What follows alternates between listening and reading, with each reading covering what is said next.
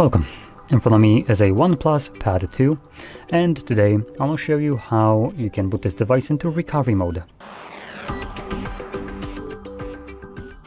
So to get started, you will want to turn off your device, and you can do so by holding power button and volume up at the same time. This brings up our boot options, and here just swipe down to power off your tablet. Once it's off, you then want to, let me just fight with my focus, there we go. So once it's off, you want to hold your power button and volume down at the same time. I'm gonna do that right now. I am just gonna hold my hand over here just so camera isn't trying to focus on the light. Now, once you have the OnePlus logo visible, you can let go of the power button, and after a moment, you'll have the language selection page. Here, simply tap on your desired language, and this will redirect you to the recovery mode.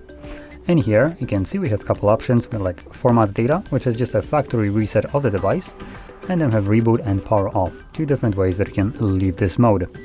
So anyway, I'm gonna select reboot, confirm, and this will now reboot the device and bring me back to Android.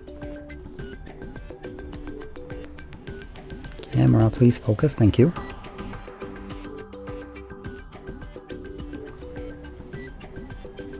And as you can see, we are now back in Android.